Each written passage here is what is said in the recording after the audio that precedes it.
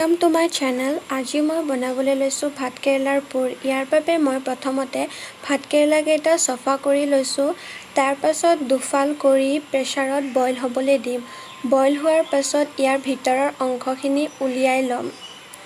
আনফালে মই দুটা মিডিয়াম সাইজৰ পিয়াজ ৰুকি লৈছো, লগতে অকণমান আদা, অকণমান নহৰু এই গোটেইখিনি থেতেলাই লৈছো।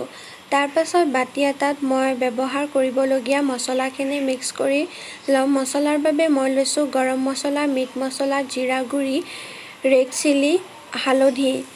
তাৰ পাছত আন এটা বাটিত মই 2 চামুচ বেচন, আধা চামুচমান মাহৰ গুড়া এইখিনি মিক্স কৰি ল'ম। মাহৰ গুড়াটো অপচনেল হয়। তাৰ পাছত কেৰাহী এখনত অকণমান তেল দি তেলখিনি গৰম হোৱাৰ পাছত প্ৰথমতে ৰুকি লোৱা পিয়াজখিনি ভাজি ল'ম। তাৰ পাছত আদা নহৰুখিনি দিম। আদা নহৰুখিনি অকণমান ভজা হোৱাৰ পাছত তাত আমি ব্যৱহাৰ কৰিম ভাতকেৰেলাৰ ভিতৰৰ অংশখিনি। এই গোটেইখিনি দিয়াৰ পাছত পুনৰ অকণমান লৰাই ল'ম।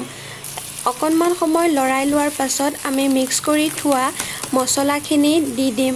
মছলাখিনি দিয়াৰ পাছত 2-3 মিনিটমান লৰাই ল'ম যাতে মছলাৰ তেলটো ওলাই আহে। তাৰ পাছত আমি ইয়াত দিম সোৱাদ অনুসৰি নিমখ। নিমখ দিয়াৰ পাছত পুনৰ অকণমান লৰাই একেবাৰে শেষত অকণমান চেনি দিম। চেনিখিনি দিয়াৰ পাছত লৰাই ল'ম। লৰাই লোৱাৰ পাছতে আমাৰ ভাতকেৰেলাৰ ভিতৰত দিবলগীয়া মছলাখিনি ৰেডি হৈ গ'ল। এতিয়া প্লেট এখনত মছলাখিনি উলিয়াই লৈ চামুচ এখনৰ সহায়েৰে ভাতকেৰেলাৰ ভিতৰত সুমাই লৈছো।